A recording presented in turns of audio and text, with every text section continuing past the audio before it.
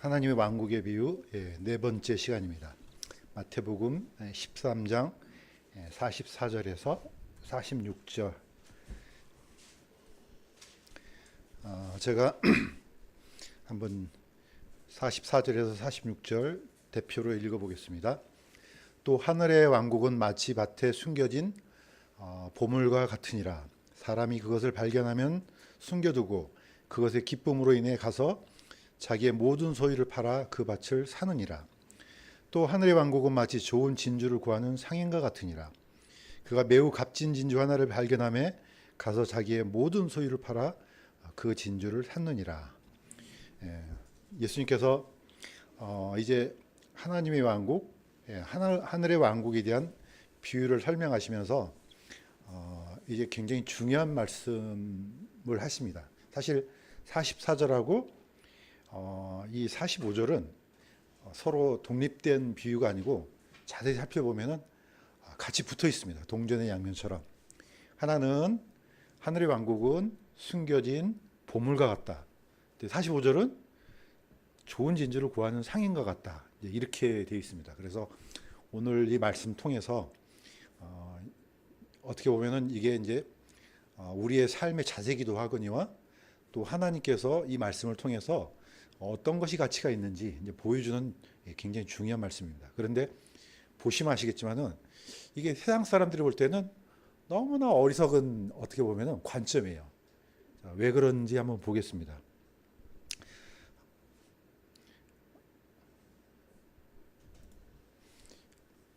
계란을 한 바구니 담지 마라. 뭐 태어나서 한 번쯤은 들어봤을 겁니다. 특히 이 말을 어디서 많이 씁니까? 주식시장에서 많이 쓰죠. 그래서 이 사람이 어떤 사람이 이런 말을 도대체 했는가 찾아보니까 제임스 토민이라는 이 교수가 이 말을 썼습니다. 뭐 제가 아는 사람은 아니에요. 누가 썼는지 누가 했는지 추적을 하다 보니까 예일대 경제학 교수인 제임스 토민이 했던 말로 나옵니다. 그러니까 이제 어떻게 보면 한마디로 경제 이론 중에 하나인데 리스크를 줄여라는 뜻이죠. 투자를 할 때 한꺼번에 다 몰빵을 하면 그게 나중에 망하면 어떻게 하겠냐. 그래서 분산 투자를 해서 리스크를 최대한 줄여서 이게 망가져도 다른 게 살아 있으니까 안전하게 이제 활동을 유지할 수 있다 하는 겁니다.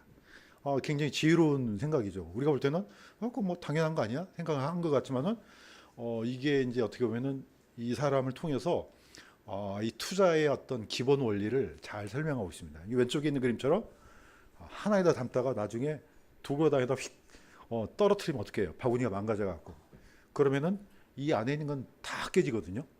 이렇게 위험하게 살지 말라는 거죠. 그런데 성경은 정반대입니다. 이게 굉장히 지혜로운 건데도 불구하고 성경은 all or nothing이에요. 전부가 아니면 아무것도 아니에요. 그러니까 사람들이 이런 그 관점을 이해하기는 굉장히 힘든 것 같아요. 다시 한번 보겠습니다. 같이 한번 읽어보겠습니다. 시작. 하늘의 왕국은 마치 밭에 숨겨진 보물과 같으니라. 사람이 그것을 발견하면 숨겨두고 그것의 기쁨으로 인해 가서 자기의 모든 소유를 팔아 그 밭을 사느니라. 또 이렇게 격가지로 파고드는 사람이 있어요. 아니 어떤 밭에 이런 보물이 있으면은 그 주인한테 알려줘야 될 거 아니냐. 또 이런 식으로 또 꼬투리를 잡으면 안 됩니다. 지금 포인트는 그 얘기가 아니고 정말로 중요한 가치를 발견했으면은 수단과 방법을 안 가리고 그걸 산다는 거죠. 그러니까 이거는 하나의 거의 몰빵이에요. 진짜로 지나가 다니다가 사람들이 주목받지 않은 밭이에요. 그냥 버려진 밭이에요. 뭐 주인이 있는지도 모르고 없는지도 모르는 그런 밭인데 딱 보니까 어떻게 소식을 듣고 거기에 어마어마한 금이 발견됐대요. 금하니까 다들 눈이 동그래지네. 요즘 지금 금값이 지금 천정부지로 솟잖아요. 다 관심이 지금 금에 있어요. 근데 어떻게 보니까 그 정보를 얻었어요. 그럼 어떻게 합니까? 내 건 아니지만은 그 정보가 진짜 사실이라면은 수단과 방법을 안 가리고 다 사겠죠. 그 요즘 말로 뭐라 합니까? 영끌이라 그러잖아요. 영혼까지 끌어모아가지고 투자하는 거. 요즘 뭐 아파트 좀 잘 나간 아파트는 그렇게 하잖아요. 모든 걸 다 끌어모아서 그걸 사는 이런 투자는 어떻습니까? 위험이 너무 크죠. 만약에 그게 진짜라면 그렇게 하는데 나중에 혹시라도 이 정보가 잘못됐으면은 자기 가진 재산을 다 날리거든요. 그러니까 세상에서는 이런 위험한 짓을 하지 말라는 거죠. 그런데 반대로 성경에서는 어떻게 합니까? 자신이 가진 걸 모두 다 긁어 모아서 그 밭을 사라는 겁니다. 그러니까 이거는 어떻게 보면 세상의 관점하고 하나님의 관점 또는 영적인 관점이 정면으로 충돌하는 겁니다. 그래서 이제 우리는 그러면 어디를 따라야 되느냐? 당연히 성경을 믿는 사람은 성경에 있는 이 가치관을 따라야 됩니다. 자, 이 부분은 어떻게 보면은 딱 떠오른 사람이 두 사람이 나옵니다. 구약 성경. 네, 잘 알고 있는 것처럼 야곱과 에서. 이거는 두고두고 우리가 기억해야 될 굉장히 중요한 그런 어떻게 보면 캐릭터입니다. 자, 보시면 아시겠지만은 야곱은 원래 이제 유대인들이 장사를 잘하잖아요. 만약에 진짜 유대인들이 이 말을 들었으면 참 좋았을 것 같은데 그러지 못한 게 참 안타깝습니다. 어쨌든 야곱하고 에서를 한번 보겠습니다. 자, 어떤 일이 있었는지 제가 한번 읽겠습니다. 창세기 25장 31절에서 33절에 있는 말씀입니다. 야곱이 이르되 이날 형의 장자권을 내게 팔라 하니 에서가 이르되 보라 내가 죽을 지경에 이르렀으니 이 장자권이 내게 무슨 유익을 주겠느냐 하며 야곱이 이르되 이날 내게 맹세하라니 그가 그에게 맹세하고 자기의 장자권을 야곱에게 파니라. 이 장면 전에는 어떤 장면이 있습니까? 에서가 이제 사냥을 갔다가 그날따라 아무리 해도 사냥감이 보이지도 않고 허탕을 쳤는데 아니 뭘 사냥을 해야지 잡아먹기를 하죠. 하루 종일 했는데 먹을 게 없이 이제 집에 돌아오는데 하필이면 그때 야곱이 맛있는 죽을 끓이고 이제 있었습니다. 어쩌면은 이 야곱은요 영끌했을 거예요. 혼을 갈아 넣는다 알잖아요. 이 팥죽 한 그릇에다가 자기 모든 혼을 갈아 넣어서 아마 만들었을 것 같아요. 왜냐? 뭘 얻기 위해서요? 형 예서의 장자권을 얻기 위해서. 아니 근데 타이밍이 하필이면 딱 거기에 딱 맞는 거예요. 자, 야곱이 그동안 어머니 리브가 밑에서 갈고 닦은 모든 솜씨를 발휘해서 딱 만들어 놓으니까 안 그래도 배고픈 것은 얼마 다 맛있잖아요. 그런데 맛있는 것 중에 너무 맛있게 끓였는데 에서가 이걸 딱 보고 어떻습니까? 그걸 달라 하는데 야곱은 이때 그냥 주면 되잖아요. 나 같으면 그래요 그냥 드리면 되잖아요. 근데 이 찰나 거래를 합니다. 내가 이 팥죽을 줄 테니까 형이 가지고 있는 장자권을 나한테 팔아라. 나 같으면은 아예 아무거나 챙겨서 먹죠. 딴데. 그런데 왜 이 예서는 여기에 이 거래를 성사시켰는지 제가 보니까 이것도 물론 하나님의 섭리 가운데 있지만은 어쨌든 장면이 그렇습니다. 야곱은 형의 장자권을 내게 팔아라. 그러니까 야곱은 이 예서는 이게 보이지 않는 장자권, 아무 소용도 없는 이 장자권. 그래서 이 장자권을 파는데 어떻게 합니까? 맹세를 하고 팝니다. 맹세를 했다는 것은 이 교환이 물을 수 없다는 겁니다. 이 중요한 거래를 야곱은 성사시켰죠.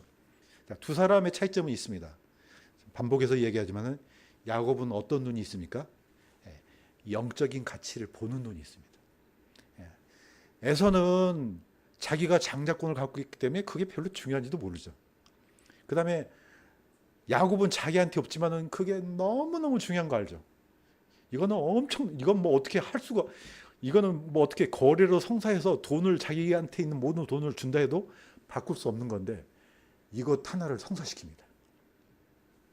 이 장면은 나중에 영원한 거래로 이렇게 이어집니다. 그래서 어떻게 보면 참 에서의 입장에서 생각하면 너무 안타까워요. 이건 이렇게 해서 될 문제가 아니거든요. 먹을 게 얼마나 많은데 하필 왜 여기다가 자기의 그 영혼을 거냐고요, 이게. 반대로 에서는 자기한테 있지만은 눈이 가려져 있어서 이게 얼마나 큰 축복이고 이 얼마나 엄청난 건지를 모른다는 거죠. 한 사람은 갖고 있지만은 그 가치를 모르고 한 사람은 갖고 있지 않지만은 그 가치를 아는 사람이고 야곱은 기필코 이 거래를 성사시킵니다. 이건 엄청난 거예요.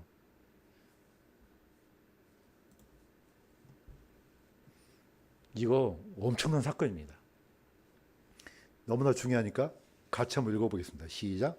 동서로부터 많은 사람이 와서 아브라함과 이삭과 야곱과 함께 하늘에서 하늘 왕국에 앉으려니와 왕국의 자손들은 박하도 어둠 속으로 쫓겨날 것이요 거기서 슬피 울며 이를 갈미으리라.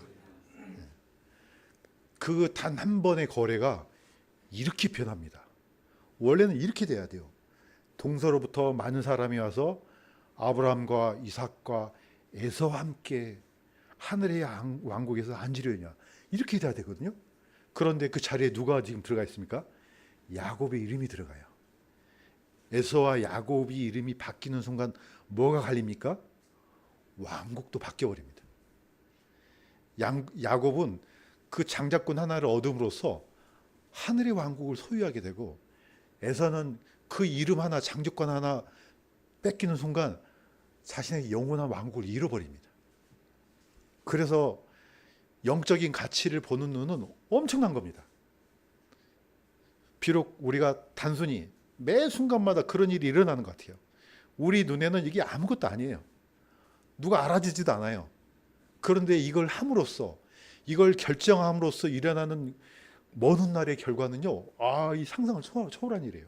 사실 뭐 우리 눈에 지금 구원이 보입니까? 뭐 천국이 보입니까? 뭐 하나님이 보입니까? 아무것도 안 보이거든요. 그냥 믿음으로만 얻는 거예요. 우리는 의의 신분을 그냥 믿음으로 갖고 있을 뿐이에요. 남이 알아줄 수도 없고 알 수도 없고 증명할 수도 없어요. 그런데 그게 어떻게 됩니까? 시간이 흘러서 딱 때가 되면은 이게 이거였어. 아니 이게 이거였어? 오른쪽에 있는 사람 보세요.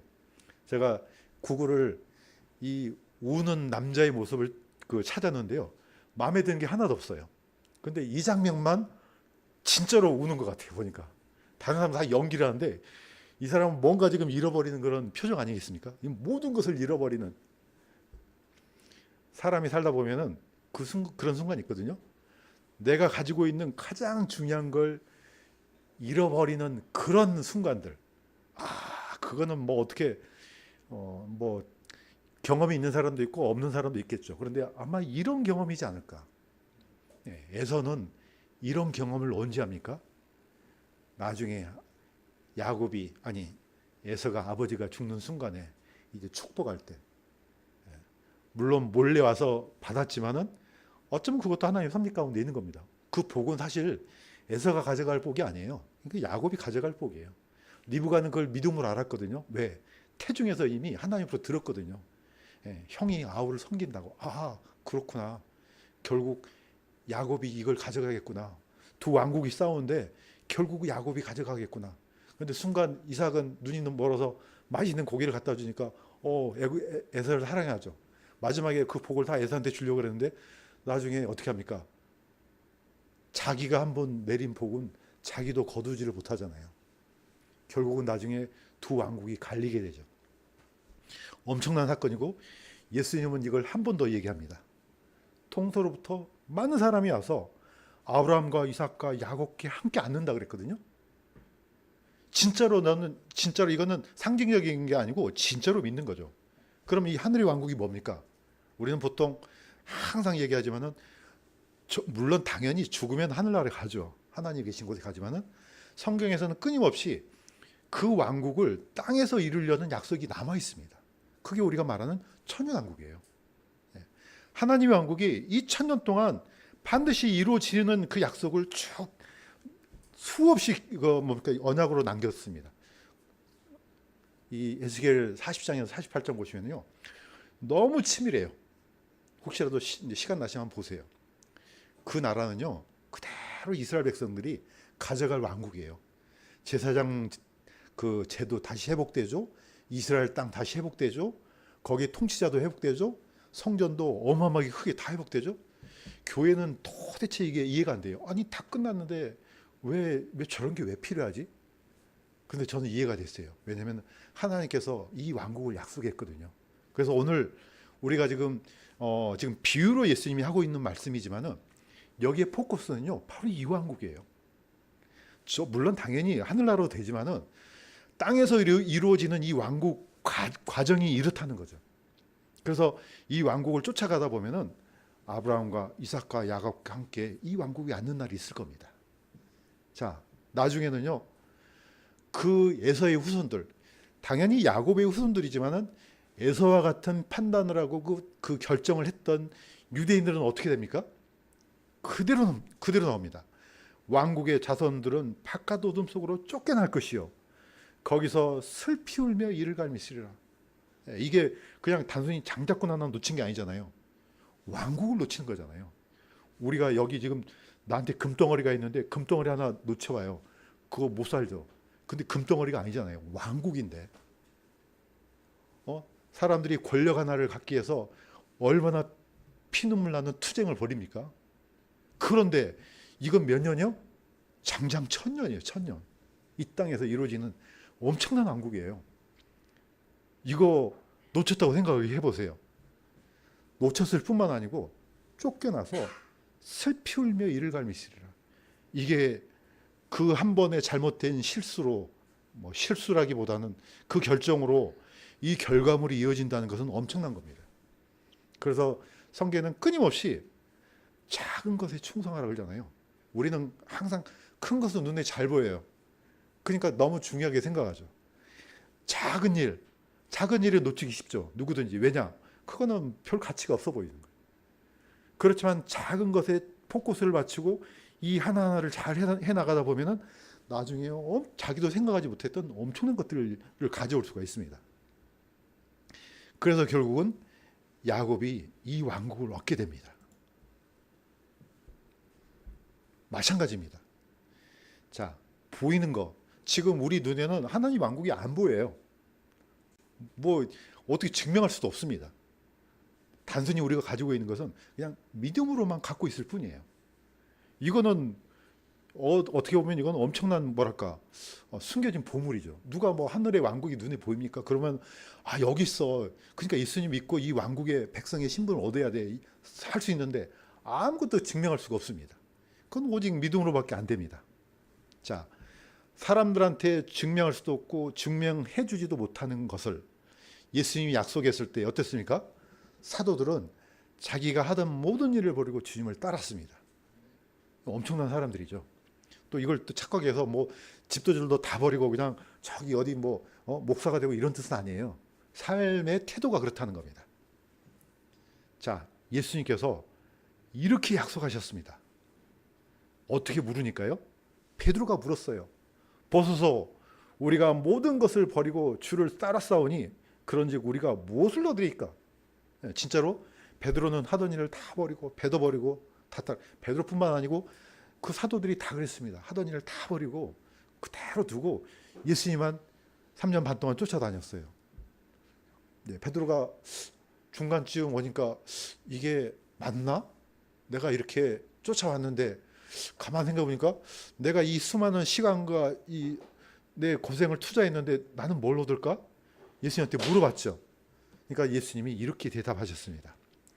사람의 아들이 자기의 영광의 왕좌에 앉을 때 나를 따른 너희도 12왕좌에 앉아 이스라엘 12지파를 재판하리라. 이건 통치한다는 뜻이거든요. 만약에 하늘나라에 가면은 12지파가 어디 있어요? 생각해 보세요. 무슨 하늘에 12지파가 있고 어디가 있어요? 다 똑같은 하나님의 백성들인데. 이건 어디에 대한 얘기입니까? 땅에 이루어질 천왕국이에요. 그대로 땅이 다 있습니다. 자, 오늘날로 말하면 재판권을 주겠다는 겁니다. 한 지파당 12사도들이 이걸 굉장히 그냥 우습게 여기는데 엄청난 겁니다.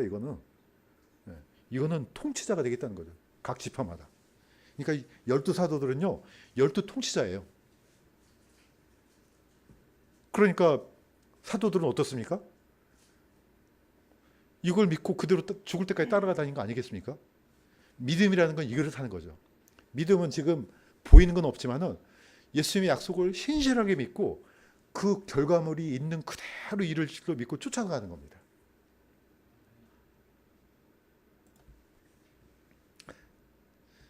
자, 뒤에 후반절도 마찬가지입니다. 이것도 한번 같이 한번 읽어보겠습니다. 시작. 하늘의 왕국은 마치 좋은 진주를 구하는 상인과 같으니라. 그가 매우 값진 진주 하나를 발견함에 가서 자기의 모든 소유를 팔아 그 진주를 사느니라. 아까도 얘기했던 것처럼 이런 투자 방식은 너무너무 위험한 거예요. 자기의 모든 걸 끌어가지고 이 하나를 살려고. 저는 저기 자매님이 우리 주일학교 용어로 자석 구슬을 한 바구니를 사고 갔더라고요. 근데 처음에 저는 깜짝 놀랐어요. 이 생각이 났어요.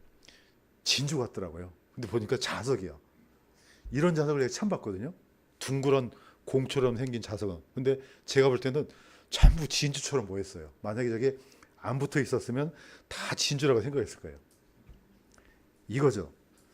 사람들은 보통 진주는 다 빛나고 하얗고 뭐 이런 영롱하게 나오잖아요. 예, 보니까 진주 중에서도 흑진주가 있더라고요. 까매가지고. 물론 사람들이 알지만 옛날에는 이 새카만 걸 무슨 진주야 하고 버렸을 거예요. 그런데 어떻습니까? 이 상인은 가치를 알아보는 상인이에요. 하늘의 왕국은 마치 좋은 진주를 구하는 상인과 같으니 찾고 다녔죠. 왜? 여기다 투자를 해야 되니까. 그런데 딱 보니까 찾았어. 근데 이거는 다른 사람들은 몰라. 자기만 알아보는 진주예요. 왜냐? 다른 사람들도 똑같은 가치로 알아보면 이걸 누가 팔겠습니까? 정신 나간 사람이죠. 다른 사람들한테 이게 1,000만 원이면은 다 똑같이 1,000만 원이죠. 근데 이 사람은 이거 얼마 아니야. 그냥 구슬이야, 구슬. 그런데 이 사람은 이건 구슬이 아니에요. 이건 세계에서 하나뿐인 진주예요. 그럼 어떻습니까? 그냥 영끌해야죠. 다 긁어 모아서 이거 하나를 사기 위해서 다 주는 거죠. 돈이 얼마를, 그 파는 사람이 얼마를 달라 한다 할지라도 전부 다 주는 거죠. 왜냐? 이걸 사기 위해서. 왜 사냐? 이게 그 사람이 지불한 값보다 비교도 할 수 없을 정도로 팔 수 있으니까 그렇습니다. 이게 바로 영적인 눈을 가진 사람들의 태도입니다. 저기 있는 이 그림도 너무 잘 그려져 있잖아요. 진주를 보고 눈이 땡그려가지고 아니 이럴 수가. 우리가 보는 예수님이 바로 이런 모습이에요. 아니 이럴 수가. 아니 저 하나님이 어떻게 이 땅으로 오셨지? 이거는 우리가 교회가 보는 그런 보물이에요. 유대인들은 이걸 볼 수가 없어요. 너무나 안타깝게도. 우리는 이방인이기 때문에 이런 눈이 열린 것 같아요. 항상 영적인 가치는 마음이 겸손해 보이는 것 같아요. 내가 뭘 많이 가지고 있고 뭐가 하면 이게 안 보여요. 그런데 뭔가 부족하고. 왜 에사하고 야곱이 차이가 있느냐? 야곱은 몸이 약해요. 그냥 어머니 그냥 거기 부엌에 가서 요리해드리고 그냥 이런 사람이에요. 그 다음에 장자권도 없어요. 그냥 나중에 뭐 형이 힘이 세서 차버리면 날아가는 이 정도예요. 그러니까 에서는 반대로 장자권 있자 장자에다가 사냥꾼이에요. 계속해서 반복하지만은 옛날에 사냥꾼은 그냥 사냥하는 사람이 아니에요.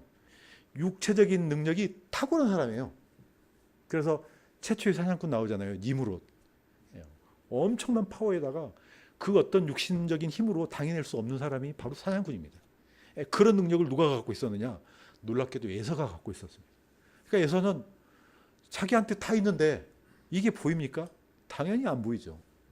그런데 야곱은 몸이 약하니까 겨우 그냥 가서 아침에 리브가 옆에 가갖고 야 저기 불 좀 피우고 불 피우고 반죽 좀 해 그러면 반죽하고 이런 삶을 거의 평생을 살았어요. 그런데 딱 그 야곱한테 있는 눈은 뭡니까? 저 장자권 저것만 있으면은 저 복이 나한테 떨어질 텐데 이걸 봤다는 거죠. 그러니까 자기 혼을 갈아 넣어서 팥죽 한 그릇을 만들어냈지 않겠습니까? 왜? 그것하고 야곱이 에서가 가진 장자권을 바꾸려고. 그래서 우리도 동일하게 이런 눈을 갖기를 주님의 이름으로 축원드립니다. 이게 있어야지 정말로 내 삶의 태도가 달라지는 거거든요. 그래서 예수님께서도 분명히 이렇게 명령하셨습니다. 같이 한번 읽어보겠습니다. 시작. 오직 너희는 첫째로 하나님의 왕국과 그분의 의를 구하라. 그리하면 이 모든 것을 너희에게 더하시리라. 하나님의 왕국 안 보입니다. 하나님의 공의 안 보입니다. 그런데 이걸 먼저 구하라는 겁니다. 비록 내가 이 땅에 살고 있지만은 사람들 눈에 보이지 않지만은 저 왕국을 향해서 먼저 이 왕국을 구하고 그분의 공의, 그분의 가치, 하나님께 주신 이 명령들 이걸 따라서 살려고 하는 이 태도를 가지라는 겁니다. 그러면은 그분의 진짜 백성이 되면은 약속했지 않습니까? 더해주겠다고. 그건 더해준다. 하나님께서 우리의 필요한 것을 다 아시거든요. 이건 믿고 먼저 구하라는 거죠. 근데 사람들이 그게 눈에 안 보입니다. 그래서 먼저 뭘 구합니까? 땅에 있는 왕국, 땅의 가치, 땅의 척도, 많은 사람들이 쫓아가는 이걸 쫓을 수밖에 없는 거죠. 그러니까 눈이 정반대가 되는 거죠. 그래서 하나님께서는 예수님은 먼저 이걸 구해야 된다. 그리하면 필요한 것들을 더해주겠다 이렇게 약속하셨습니다. 자, 안타깝지만은 이스라엘이 가지고 있었던 눈을 보시기 바랍니다. 이건 너무 안타까워요. 예수님께서 말씀하셨습니다. 자, 이건 같이 한번 읽겠습니다. 시작.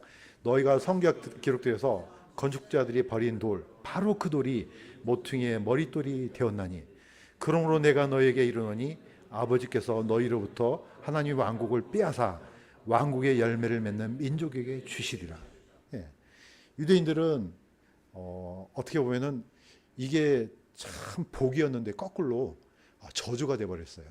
하나님께서 선택받은 민족, 이거 엄청난 거죠. 그런데 하나님께서 왜 이 민족을 선택했느냐? 숫자가 가장 적기 때문에, 그러니까 약하기 때문에 하나님 선택이 다 나오거든요. 그런데 이게 어떻게 보면 도리어 이 사람들의 독이 됐어요. 우리는 하나님으로부터 선택받은 민족이야. 우리보다 뛰어난 민족은 없어. 그러니까 우리는 매 순간 이런 거 조심해야 됩니다. 혹시 내가 가지고 있는 탁월함이 있습니까? 이게 거꾸로 우리를 찌르는 칼이 될 수가 있거든요. 그래서 늘 마음을 겸손하게 가질 필요가 있다는 거죠. 내가 뭔가를 가지고 내 우월함을 이걸 과시하잖아요. 그러면 반드시 그게 독이 되거든요. 이스라엘이 이 전철을 밟았습니다. 정말로 정작 그들에게 필요했던 메시아가 왔습니다. 그런데 그들 눈에 볼 때는 이 메시아는 그냥 쓸모없는 돌이에요. 아예 필요 없어요. 저런 돌이 있으면 안 되는 거죠. 여기에 있는 이 손에 쥐어진 것은요, 남들이 볼 때는 돌이에요. 이거는 다이아몬드예요. 진짜로요. 다이아몬드 원석이에요. 엄청나게 크잖아요. 그럼 이게 언제 다이아몬드 가치를 갖고 있습니까? 갈아서 이제 보석 형태로 만들어야지 엄청난 가치가 있죠. 근데 일단 있어야 될 거 아닙니까? 예수님은 그들 눈에 쓸모없는 돌이었어요. 그러니까 차버렸어요. 그런데 그 돌이 나중에 하나님 왕국의 이 코너스톤, 모퉁이의 머릿돌이 된 겁니다. 자, 예수님께서 이 교회라는 이 거대한 집에 모퉁이 돌이 되셨다고 했거든요. 그래서 우리가 이 집에 건축물로 올라가고 있는 거 아니겠습니까? 그들이 이 왕국을 버렸습니다. 그런데 누가 얻었습니까? 교회가 얻은 거죠. 이제. 드디어 하나님은 이스라엘 백성들한테 그 왕국을 빼앗아서 교회에게 주신 거죠. 이게 지금 하나님의 왕국이 만들어져 가는 과정인 겁니다. 이게 바로 이 왕국이에요. 결국 나중에 쫓아가면 뭐가 됩니까? 교회는 부활합니다. 그 다음에 1000년 동안 통치하리라. 통치자로 변해요. 누가 옆에 있는 사람들 보세요. 왕처럼 생겼습니까? 거의 뭐 어디 노숙자처럼 생겨가지고 이런 사람들이 변한다니까요. 이거는 정말로 이 영적인 가치를 보는 사람들 눈에만 보이는 거죠. 유대인들 눈에는 그냥 개들이에요. 그런데 하나님 봤을 때는 그 안에 이 엄청난 가치가 숨어 있었던 거죠. 자, 진정한 보물. 그래서 예수님은 끊임없이 이 보물 얘기를 합니다. 이것도 같이 한번 읽어보겠습니다. 시작. 오직 너희 자신을 위해 보물을 하늘에 쌓아두라. 거기서는 좀과 녹이 부패시키지 아니하며 거기서는 도둑들이 뚫지도 훔치지도 못하느니라. 너희 보물이 있는 곳에 거기에 너희 마음도 있으리라. 예수님과 관련된 모든 것은 다 보물입니다. 이런 것들을 어디다 쌓아놓으라? 하늘에다 쌓아놓으라. 땅에서는 쌓아둘 데도 없고 그 보물은 다 나중에 시간이 지나면은 누군가의 것이 되죠. 이 땅에 태어나서 왕이 되었던 수많은 사람들이 있습니다. 그 사람들이 이 왕권을 얼마나 지켰겠습니까? 100년 지킨 사람이 있습니까? 지키려고 해도 지킬 수가 없죠. 100살까지 산 사람이 없으니까. 왕들은 수명이 아주 짧아요. 왜? 그때 자신이 갖고 있던 이 왕의 권위를 써먹으려고 얼마나 몇십 년 되지 않았던 그 자기 육체에다 쏟아 부었는데 뭐 됩니까 이게? 그러지 말고 하늘에서 쌓아두라. 그래서 예수님은 그곳에 너희 마음도 있다. 그러니까 정말로 우리가 그곳에 마음이 있다면요, 이 가치를 보고 여기에 투자를 하는 게 맞습니다. 자, 이제 마무리하겠습니다. 믿음의 보물. 사도 바울은 정말로 이 모든 것을 다 여기다 끌어서 한 바구니에다 담았습니다. 그러면서 이렇게 고백했습니다. 내가 선한 싸움을 싸우고 나의 달려갈 길을 마치고 믿음을 지켰다. 그래서 이후로는 나를 위해 의의 관이 예비되어 있다. 그런데 그날 예수님 오시는 그날, 그런데 내게만 아니라 그분의 나타나심을 사랑하는 모든 자에게도 주신다. 이 보물은 갈려서 진짜 이 엄청난 보물의 가치가 있을 때 이게 빛나거든요. 언제입니까? 예수님께서 오실 때. 끝난 줄 알았더니 하나가 더 있네요. 한 커트가. 이 보물은 어떻게 보면은 이 보물을 무는 여기에 딱 박혀 있어야지 진짜 보물이 됩니다. 다시 말해서 무슨 뜻이냐? 예수님이 왔을 때야, 이게 보물이었구나. 내가 주님께 드렸던 이것들, 이게 보물이었구나. 내가 주님께 기도했던 거, 이게 보물이었구나. 내가 주님께 예배드렸던 거, 이게 보물이었구나. 이때 안다는 겁니다. 사도 바울은 두고두고 이걸 성경에다 기록했습니다. 아마 대만은 영원토록 이걸 어떻게 보면 들어야 될 것 같아요. 왜냐? 사도 바울이 대마에 대해서 이렇게 했거든요. 대마는 현재 이 세상을 사랑하여 나를 버리고 데살로니가로 떠났고, 저는 대마가 지금 하나님과 같이 있다고 믿습니다. 왜냐? 이 사람도 이걸 선택했거든요. 그런데 뭐냐? 끝까지 다 갈고 닦고 해서 딱 마지막 이 반지의 순간에 물리는 순간까지 이걸 해야 될 거 아니에요. 그런데 갖고 있기만 하고 이걸 물리지를 못했다는 거죠. 그래서 사실 믿음은 인내가 필요한 게 맞습니다. 끝까지, 사도 바울이 그러잖아요. 끝까지. 일단 시작했느냐? 그러면 끝을 보라는 겁니다. 우리의 삶이 정말로 믿는다면 이러한 믿음의 행동이 나올 줄로 믿습니다. 그래서 그게 무엇이 됐든 간에 한 번 시작했으면, 한 번 예수님을 나의 구주로 믿고 영접했다면 끝까지 가야죠. 내가 그 영적인 가치를 봤다면, 이게 진짜로 믿는다면 삶의 태도가 통일하게 그와 같이 가야 될 줄로 믿습니다. 그래서 예수님 오시는 그날 우리의 삶이 주님으로부터 칭찬받는 그런 날이 올 줄로 믿습니다. 기도하겠습니다. 하나님 아버지, 지금 세상의 어지러움은 더욱더 더 어지러운 무질서한 가운데 더욱더 진행되고 있고, 우리가 알 수 없는 방향으로 흘러가고 있습니다. 분명히 주님께서 오시는 그날이 점점 가까워짐을 믿고 있습니다. 아버지 하나님, 그러나 우리의 마음도 거기에 따라서 흘러가지 않도록 도와주옵소서. 세상이 어떻게 흘러가고 어떤 가치로 우리를 속인다 할지라도 우리가 고정시킨 그 하나님, 그 영적인 가치를 떠나지 않도록 도와주시옵소서. 우리 교회는 주님께서 기뻐하시는 그 길을 쫓아가다가 주님을 만날 수 있도록 도와주시옵소서. 감사드리며 예수님의 이름으로 기도드립니다.